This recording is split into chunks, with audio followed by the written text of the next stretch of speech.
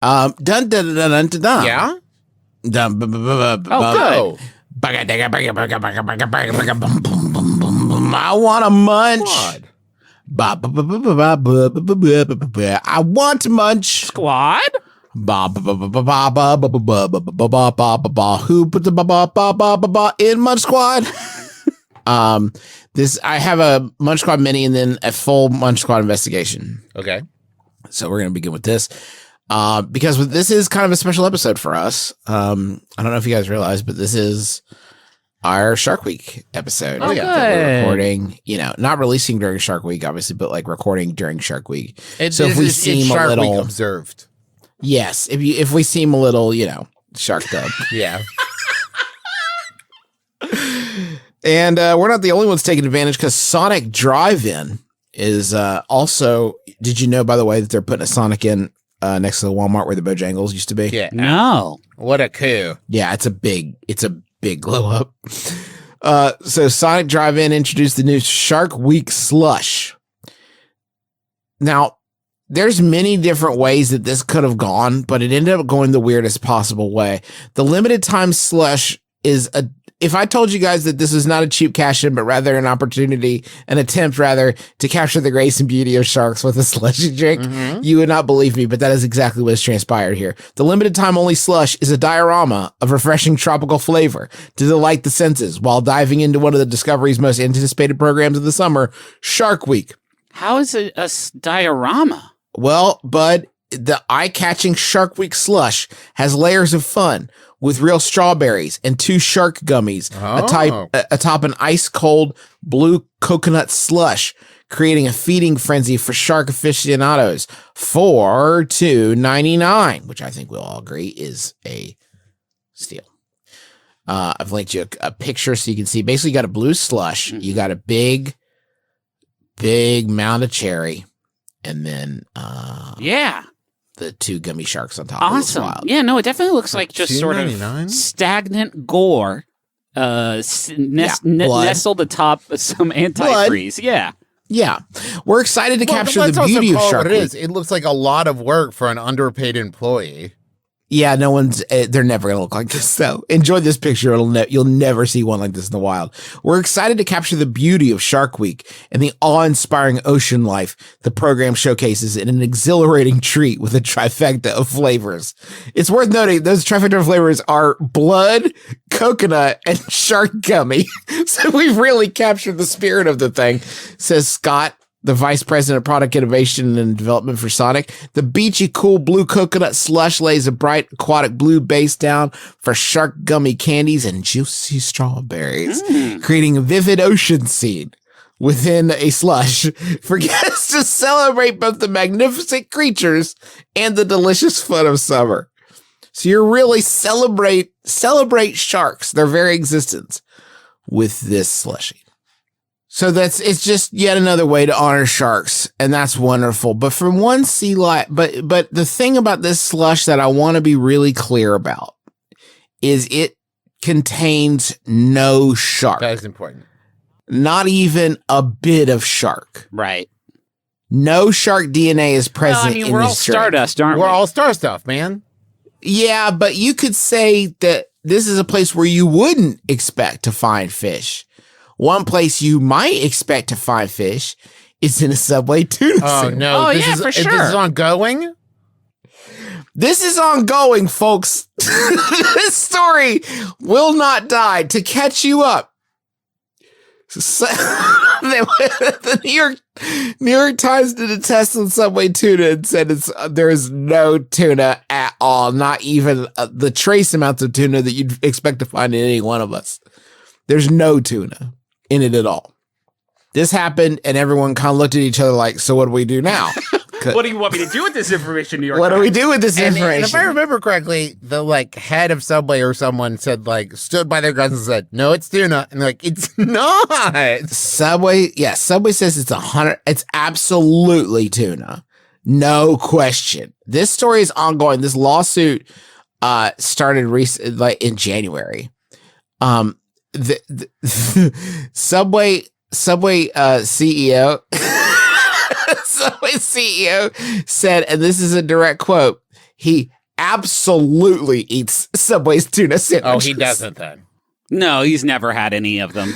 No. He absolutely, definitely eats Subway sandwiches. He says it's one of my 2 favorite sandwiches. Not. What's the other one? Just say it's your second favorite sandwich. He said it's definitely tuna. He said he absolutely eats them. This is just, hey, listen, this is just 101. If you're ever trying to get away with a crime and you're brought in for questioning, don't start off with, I definitely didn't kill him, and I'm absolutely not a murderer. So they're saying it's tuna. How far they are willing to go? They've launched a website. Yes. Called, and the website is, let me get the URL for you. Jizzdomain.com. It's Jizzdomain, no, SubwayTunaFacts.com. So if you go to Subway Tuna Facts, you're going to see a huge banner. And it says, I'll just read it to you, even though I'm probably, this is probably propaganda, arguably. Subway tuna is real tuna. That's right. The truth is, Subway uses wild-caught skipjack tuna, regulated by the Food and Drug Administration. A favorite among sub lovers, our tuna is, and always has been, high-quality, premium, and 100% real. Now, we know there's been a lot of talk on this topic, including misinformation generated in the media, so we created this page to set forth the facts and help clarify any misunderstandings. Myth. The New York Times reported the Subway's premium fan favorite tuna wasn't actually tuna. The New York Times said our kick-ass tuna isn't tuna. And I would actually argue what you stated is a truth. That did happen. That's not a myth. Myth, the New York Times reported Subway's premium fan favorite tuna wasn't actually tuna. Truth, not true. What actually happened is that the New York Times commissioned a test that couldn't detect tuna DNA in their sample. Okay. But according to scientific experts, this is not unusual when testing cooked tuna, and it absolutely doesn't mean the sample that was tested contained 0 tuna. Do you understand? Oh, wait, I'm getting kind of swayed. USA Today did an independent fact check of the New York Times conclusion, which found it lacked important context about the limitations of DNA testing in denatured proteins, which you would expect in a cooked down tuna product. I see. Okay. So by cooking the tuna, all that important tuna DNA, they cook the DNA right out of it. You reduce it to create that strong tuna flavor. Now, they've got a chart here that shows the sort of the flow of it.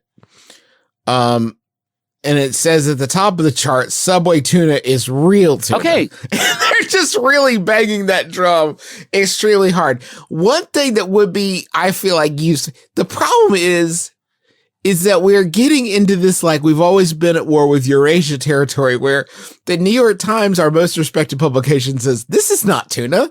And then Subway says, I believe you're mistaken. This is tuna. In fact, it's all tuna, baby. Like there's no middle ground in this. One person just says, this is absolutely not tuna. And Subway says, oh, yeah, it's tuna.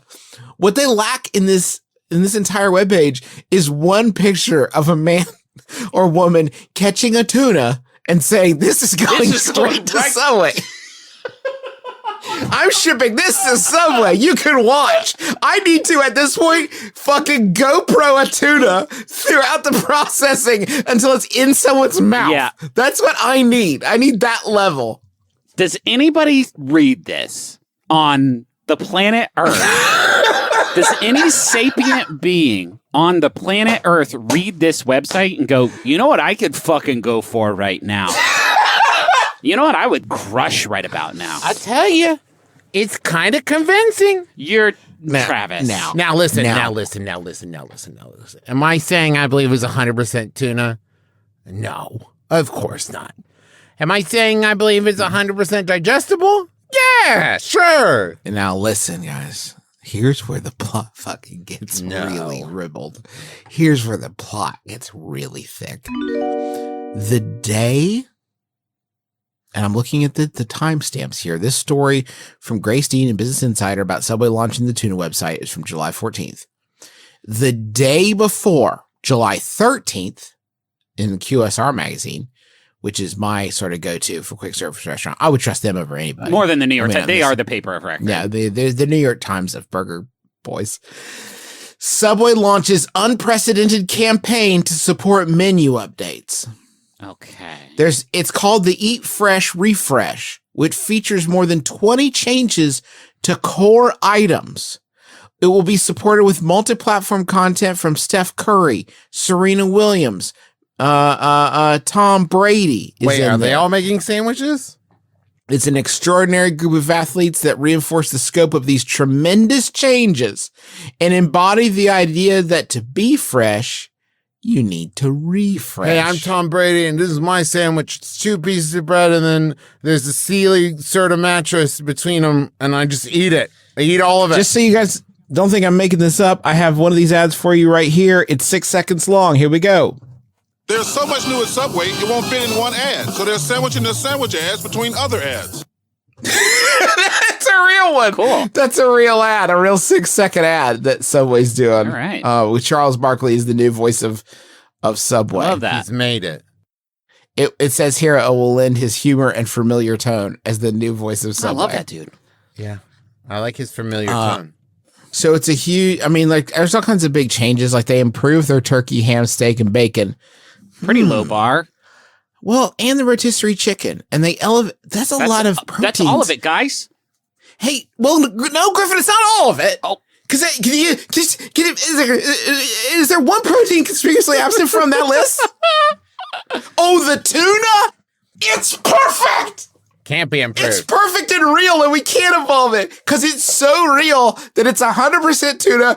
You know what? In fact, now that we think about it, it's great that you brought out how much we fucking love our tuna because we need to fix our chicken and bacon and everything else but tuna. So we'll live up to the standards that our 100% actual tuna is setting. We asked Branson, we said, hey, while you're up there, keep your eyes out for space tuna because that's the only way it's getting better, my man.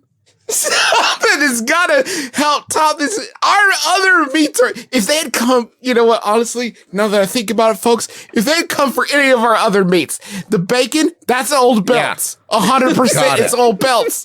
You got us. We've been doing plant-based chicken for 30 years, okay? It's all fake bullshit, but the tuna?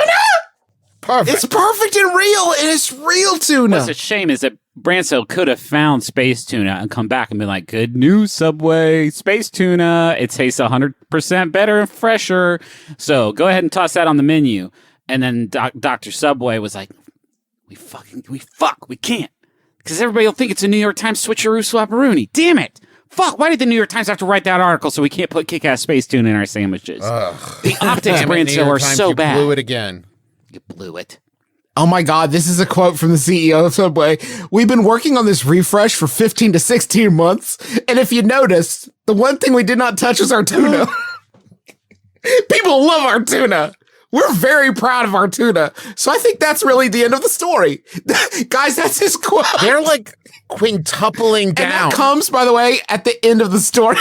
Business Insider. I love it. Is the CEO like, oh, so the last thing I wanted to say is that the tuna is real and we're all agreed on that. And you could just put a period right there and that's the end of it. And I feel like the one thing we can all agree on is that our bacon has always been bad and hopefully now it's better and that our tuna is real.